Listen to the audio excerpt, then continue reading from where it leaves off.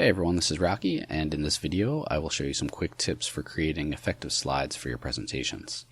Normally, for a presentation, you want to not have that much content on your slides so that the reader can listen to you and focus on the presentation and not be so distracted. However, in finance I've noticed that you tend to have busier slides, often because you have to present graphs and tables and discuss a lot of quantitative data for your audience, and you need to at least put that on there so they can see. This is quite different from a lot of other presentations, so you might get differing advice. So I just wanted to let you know that it depends on what you're presenting. Because you guys have to do the annual competition soon, and I know you're working on probably your presentations already for that, I want to focus my advice on what you should do when you do have to do some of those busier slides. So in this video, I'll look at just a couple examples, a couple slides, and some common issues that come up. All right, so let's get started. Okay, so the couple slides I'm going to show you now they were an example that I gave to the master's students last year because they had an assignment where they had to give a 2-slide presentation to argue whether a particular stock was going to be bullish or bearish. So they had to make a quick argument, but they also had to do so effectively and to use data to support their claims. So they did have to have some busy slides. Okay, so let's take a look at some of the techniques on this first slide. The first thing you'll notice is that we have a title for the slide. You could put the title at the top of the slide, or you could have your presentation title continuously at the top and then have some sort of subtitle below it, which is how this slide was done here, but either method is acceptable. The title helps the audience just quickly focus on your subject for this slide, and then they can turn their attention back to your voice. The next thing you'll notice is that we have transitions going on as I'm introducing the material. Transitions can be very effective if you do a few things with them. The first is that you want the transitions to be simple and straightforward.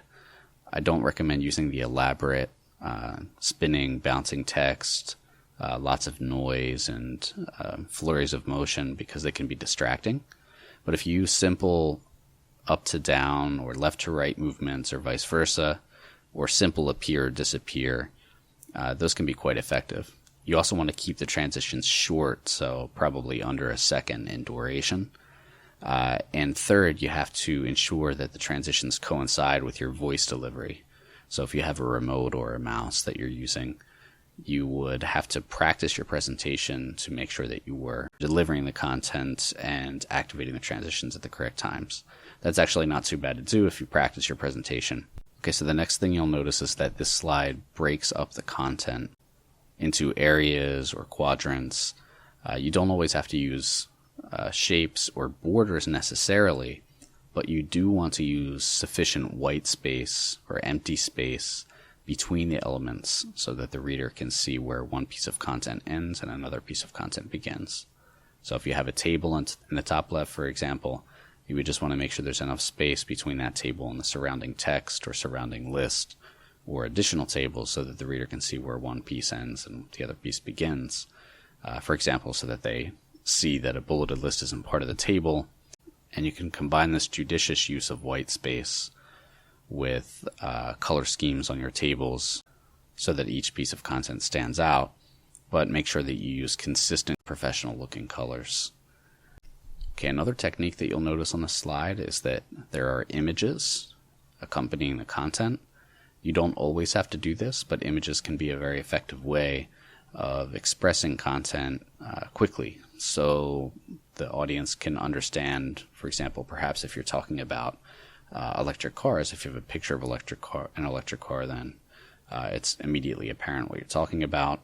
You might have a picture of an upward arrow or something if you're talking about an upward trend in a particular financial indicator, something that quickly lets the audience know what it is you're talking about, and then again they can turn their attention back to your vocal delivery and not pay too much attention to the slides. So the slides serve as signposts, guides for your audience, quick references, but you don't want them to take over the attention of the audience. You want their attention on what you're saying. So the slide should complement the information that you're delivering and not override it or overwhelm it.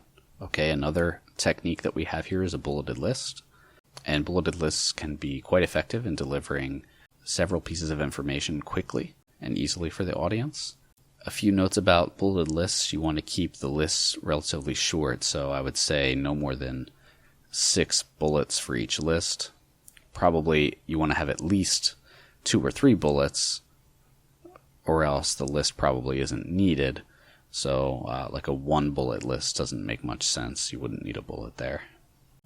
Also, the content within each bullet, you want to keep that as short as possible. So probably between 1 and 6 words for each bullet would be a good range. I wouldn't go more than 6 words per bullet or more than 6 bullets per list. That's not a hard rule, but it's a good guideline to follow. If you have too much information in your list, the audience can't quickly read through it anyway. It'll be too distracting. Okay, yet another technique that we have on this slide is a take-home message or an important piece of information that we want to highlight. This often makes sense to show a little bit later after you've made a couple supporting points so you can have it transition in, or you could just have it front and center from the beginning of the slide. That would also be fine. Alright, so let's take a very quick look at the second slide. I won't spend much time on it because we covered most of the points on the first slide, but here's an example of what a table could look like. If you have more than one table on a slide, just be careful that you don't put too much information too close together so the audience can understand it. But here we just have an example of a couple points that are set alone. We have a table. You can see the color scheme helps set things apart, the space around the elements that we talked about, and that's pretty much it. As far as the background color, this is kind of a light blue. Probably white is really best. I mean, if you can do white and use your colors around that, that would be, I think that gives the most professional look.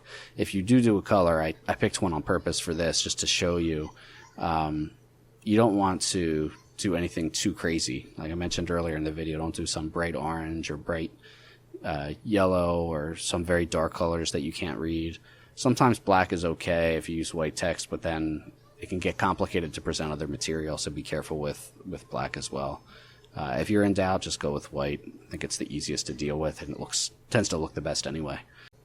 Alright, that's it for this video. In the next video, which will be much shorter, I'll just show you how to do a footnote on a slide.